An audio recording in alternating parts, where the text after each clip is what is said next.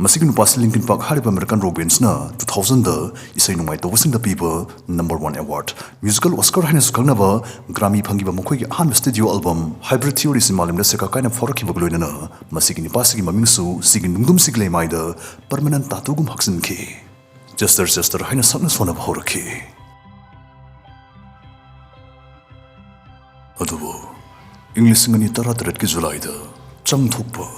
isai nongmai gi taibungda atang malak da kitang na sai sapasna society to kibada malim prithvi sigi sai pumba surmang khrabgum tan kai khrabgum thoki masing lang amdro fans amadi kalakar singi mafam da numit asai khonjal thok da numit amoi ki Jester Bennington bukari na society to hunki ma bukari na wakal nungai hen kide Jester gi punsigi manum da ngasigi videos da gi khara khangmina sai Video se hodring yang mangoy na ay ginaw Edison dagi Sister Bennington gi tribute amatang Should we stay where they shine? I ignore. Can't you help me not to hurt anymore? Who cares if one more light goes out in the sky up a million stars? It's flickers. Who cares if one more light goes out in the sky up a million stars? It's flickers. 2008 ta karing na lawkiba interview amada Jester namagi punsigi ningam dabagia kangthok namki Mamampa kaina kibdagi pikli Sister gi thamoi angang oina maisa langba horaki Mana tongning da bathabak namhaduna phu saiduna to hanba so horaki Sugum thoi oida tati yopa khuyok sayo asna angang oriba Sister gi confidence mang ta hanki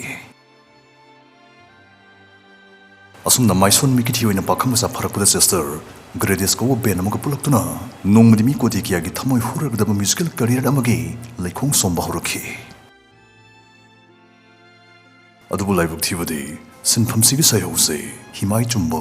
chongnam chaba haibadi oikide madadi masagi chahi 13 phok sutringi Sister yam angang oina meth opium LSD na chingba makhal mathilni sasing sinaba horaki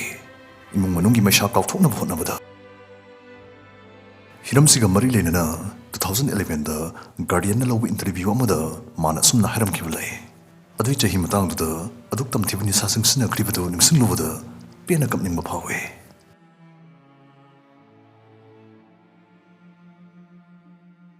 chahi kunhumdoi surprise Sister Los Angeles ta laki amadi zero koba kanamtana khangbi ubidraba ben amadamu yauraki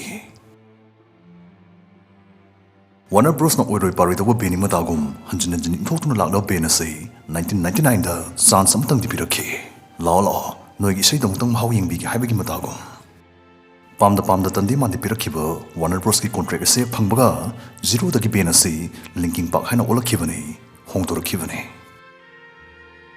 Siguma matamasta Bennington mayum leitavana chilauna lediba light ani makchaklava car adu gi manungda ahing yari Honaba yow dana lerama bensi Sister Europadagi man taksinman madagi chai ka da yade habigi matagum ahing nungtil numidang kanna honaba horaki Bensi guitarist Brettel suna thagi chphong Rolling Stone da asumna phungdoraki bulai aikhoi khudimang ngamjangam jaba ka thoknaki aduba ka thokpasing sigi manungda Sister gi na tope maramdi yumlai gari sumayamdagi mana phibim isa sadabana mongoda honna da yade mai pak da yade habiyam akan bai thilama matam chupalwina duna talaiki man tatun haiki guys ikhose honna bakara wale Sister gi taksin man bamade magi motivation dagi benasi mai paklaki magi ahan studio album Hybrid Theory 2001 gi best selling album tarki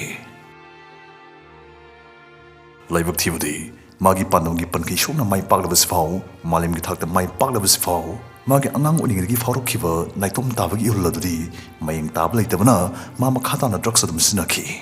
ahoina dum laisu bu hinjilaki laisu ringi shel marang kainati bera kai haibtune prithvi gi thakta phogla paibasi prithvi sta leiba miyam amana sakhang leibane aduga miyam haibsta koktrang patrang phane amasu yorok tori phane wakal nungai gan gidraba sister da cyber stalker amne sister amadi magi ani subnu pitalinda da mi pai khang pai hanba dhamka to bahurki electronic communications khudamona mobile phone telephone sisna tuna saklo tuna mi bok yan gangali basing adu cyber stalker haina khangnai cyber stalker nupi isna number sin sin tuna hingda phone toslakani amadi hairakani nangi na sasing kadai da lei haiba ai munna khange noi gi punsi do egi khutta leirabane sugma thong sing sna sister gi mungda achobo khudong thiba mu thondraga so sagan khraba sister gi kok hene ingthadana magi maram amudi oiki depression su leiraga nisar su lai suradi aphaba phol sungpang phangde hainari bane sugma chiraba film stage sister gi wakal nungai tana magi maram sei suwat wat kite nu metal band amone linking pangna singthani ngai oina phawsaraga so asengma metal ta bane metal purists ni haizaba mokhoi kharana linking park ki sound karem ka thaina bu wanga nga khiba laiki linking park the boy band sumni makhude guitar passion bakhakne karim na te kaidana sumanya karim na khiba laiki sigma magi sunphangba sagona bu criticism asti sister na taraina lobo ngam khite karim ka thaina bu wanga nga sigi pakhum moina mana interview amada sumna phungdokhi aigi wakhalani metal sequine hinghanduna thambani khanjai sumna phungdokhi magi wafamsta metal fan khara sauki madi sister bu makhata na troll to bahurki mokhoi sing the true metal heti oiroi haijaningi matangsta sister gi penmet mike snodana sister gi wafam sigi nungi wakhalon mayam da khangalakhi mane twitter da sumna phungtorki sister na ta singna phungtok ningmudi ngasigi sei nongmagi daibang sei pop music na rule to duna leire matangsta ikhoina commercially viable oiba lalun etik yadogo makhal gi heavy music ki anu mahaw ma puthokle phungdok sabani dana sister gi damak mike snodana twitter da phungtorki adubo kaksa bi saw sing gi phataba hakan gi sister nisa sisna wasum henzelakhi magi pukning wakhal gi haksel asum sonjelakhi July tarik taru 2017 da Linkin Park na sister ga loina na England da isai kuntaruk sakhi masna Linkin Park ki sister Bennington yauba aroi bi isai nomai thormado itori mani haibasi kanana sukhan kide numitsi sister na one more light haribi sei sei magi lai kitraba manaba sound garden amadi audio slave ki khonjal oina Chris Cornell da tribute oina sakpa matam da ma aduki matik emotional oikhi July tarik kon English ngni taratred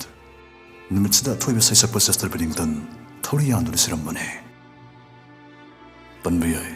sister amadi Chris Cornell yamluna sana tin zaramba mataw singne 2017 sahi sigi me thada Chris Cornell su thori yandu sirambane aduga chapmana na sister su thori yandu sirambane khushi zamane aduga sister na siramliban min asisu Chris Cornell gi yankhayum doi sugadaba birthday numine asigma singasta yengluragadi misian sigmarakta icham samboragaso karimba thoidok mari khara dilai na brahaina khanabusu yauri